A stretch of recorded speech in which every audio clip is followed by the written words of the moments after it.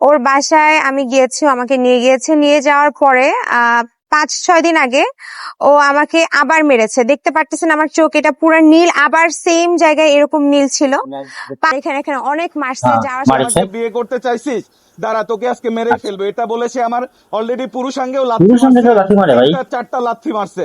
আর আমার চুল বড়, চুল এমন ভাবে ধরছে যে আমি পুলিশের সামনে, এখন উঠতে পুলিশ তো পারতেছিলাম না। ছেলে, আপনাদের পুলিশ কাছে তো আমরা ধরতে ভিডিও পারে না। ফুটেজ কালকে দিয়ে দিব, কারণ আমরা দেখলাম সোশ্যাল কি একটা অবস্থা মিডিয়াতে, দেখেন, কি একটা মানে অবস্থা, চোখ মুখ খোলা হয়ে গেছে। রাতে আপনাদের একটি সোশ্যাল মিডিয়াতে একটি লাইভ ছড়িয়ে গেছে, সেখানে আপনাদের মারামারি হ্যাঁ, দেখলাম। আমিও দেখেছি। আপনিও আহত হচ্ছেন এবং সেও দাবি করছে, মামুনও দাবি করছে আহত হয়েছে। আসলে বিষয়টা কি, মূলত বিষয়টা কি দেখতে আচ্ছা, যাচ্ছি।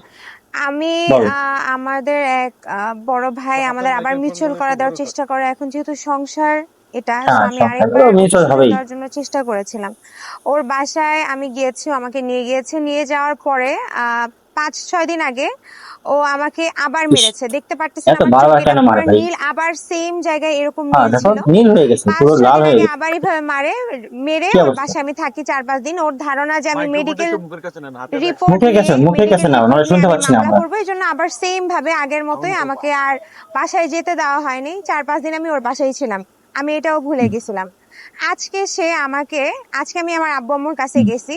বলে যে মার বুদ্ধি নিতে মার বুদ্ধি গেছিস, নিতে মার গেছে। বুদ্ধি নিতে গেছিস, বাসায় কেন গেছিস? ঠিক, এটা ঠিকই তো। বলে আমাকে বলতেছে তুই আমাকে সোশ্যাল মিডিয়াতে অপমান করছিস, আমার আসলে মার বুদ্ধি নিতে গেছে, ঠিক আছে, এটা মামুন বুঝতে পারছে, বুঝে ফেলছে, ঠিক আছে। তো তারপর মনে হয় আবার মারছে, ঠিক আছে, চলুন দেখা যাক কি করে।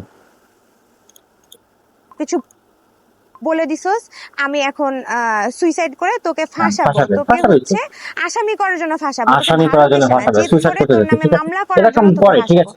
কারণ আমার তো অ্যাকচুয়ালি কোনো রং নাই, কিছুই আমি হয় তোর না, ঠিক সাথে আছে, কোনো কিন্তু রং করি সুইসাইড না, করার আমার জন্য নামে ফাঁসায়। মামলাটা করবে কি মামলা?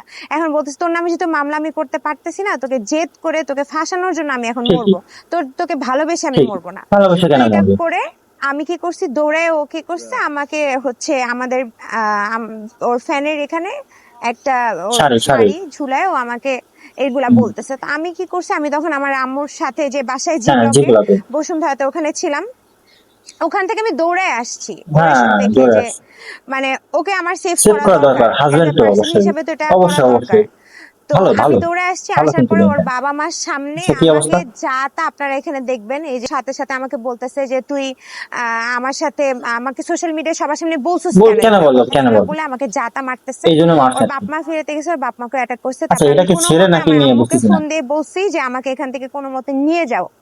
হ্যাঁ, তারপর আমার আম্মু 999 ফোন দিয়ে পুলিশকে নিয়ে আমাকে সেভ করছে। ভাই আজকেও আমাকে অনেক বাজে ভাবে, আজকেও আমাকে মেরে ফেলার জন্য বারবার আমাকে গলায় প্রেস করে আমাকে বলতেছে তোকে ফোন আমি খুন করবে, করবো, ফোন তোকে করবে, আমি বাংলা খুন করবো। সিনেমার ডায়লগ, ফোন আমি করে ফেলবে, ঠিক সবকিছু আছে। ভুলে আবারও চেয়েছিলাম এত সংসারটা ফোন করতে, বাট করতেছে, তারপর আবার আমি তুমি কেন আসলে দেখছো পারিনি ভাই? ভাই, এই ছেলের সাথে কোনো মতেই কোনো ভাবেই পরে সম্ভব তুমি না। বুঝছো, এই যে মাইন্ডটা খাইছো, যে এই হয়তো খাওয়ার বা পরে ও বুঝছো, তুমি বক্তা ফেলাইছো নেশা পুরো। করে।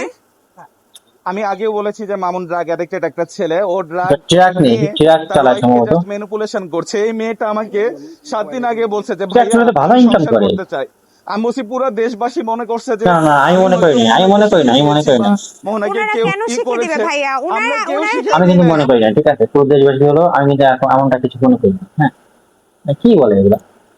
বরং ও মামুন যখন আমাকে মারে, ওনারা কি আসে এগুলা করতে? ওনাদেরকে শুধু শুধু একটা মিথ্যা বরং না এলিগেশন না দিয়ে না, মেয়েটাকে এ বলছি ভালো ঠিক নেই, আছে আপু, দেখছো, তুমি যেহেতু ভালো সংসার নেই। করবা, ঠিক আছে তুমি যাও, চেষ্টা করে মামুনের দেখো। মা আজকে দেখেন ওনাকে কামড় দিয়ে কি কামড় করছে, ওরা দিছে। কেমন ফ্যামিলি যে সেটা দেখেন। ওর মা সি, এত বয়স, সি, কামড় দিয়ে কি করে ফেলছে এটা?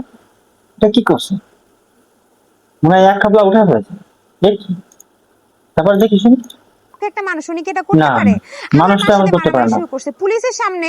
আপনাদের ইন্টারভিউতে আমি একটু আগে বসে দেখতেছিলাম, বলতেছে যে লিখন হুম। ধরছে। একটা পুলিশের সামনে কখনো লিখন কি ওনাকে ধরতে পারে? না না, আপনাদের এটা ধরতে মনে পারে না। হয়? ভিডিও ফুটেজ পুলিশের আছে কাছে ফুল ভিডিও না। আছে, এটা আমি কিভাবে আপনাদেরকে আমাকে দেখাবো। অ্যাটাক করছে, হ্যাঁ। ওই কিভাবে মহিলা মারছে। মানুষ হয়ে উনাকে কিভাবে, জাস্ট আমার আম্মুর সাথে আসছে, আমার মার তো এখানে আসলে না, কেউ কেউ নাই। নাই, ওই মামুনের এই এতিম ঘটনার এতিম কারণে আমার পরিবার থেকে আমরা বিতাড়িত। বিতাড়িত তো হয়েছে। আমার মা কি হয়েছে, কিছু হইলে ওকে ফোন দেয়, জাস্ট ঠিক আছে একটা মানুষ ফোন কে দেয়। বেঁচে? ও আমার মার সাথে জাস্ট আসছে কেন, এই জন্য ওর মা ওকে আজকে কিভাবে অ্যাটাক করছে জাস্ট দেখেন। ওনাকে মেরে আমরা মেডিকেলে গিয়ে কি কামরায় একটা আমার অবস্থা, এখানে কি একটা মাংস অবস্থা, তুলে নিছে মাংস তুলে এবং নিছে। সে আমাকে বারবার বলতেছে ছি যে ছি তুই ছি। তো গাইস, দেখতে পারলেন আসলে কি একটা অবস্থা। মামুনের মা নাকি তার হাতে কামড়ে দিছে, ঠিক আছে, এবং এক কাবলা উঠায়ও নিয়ে গেছে। তো মানে হবেই তো, তাই না? তা তুমি মনে করো যে জেনে শুনে এমন জায়গায় কেন গেলে ভাই? বারবার কেন যাচ্ছ? দেখতেছো যে ওর সমস্যা আছে, তা তুমি কেন যাবো ভাই? না, এটা আসলে হয় না। তো গাইস লাইক দেন, সাবস্ক্রাইব করে পাশে থাকেন। ধন্যবাদ সবাই।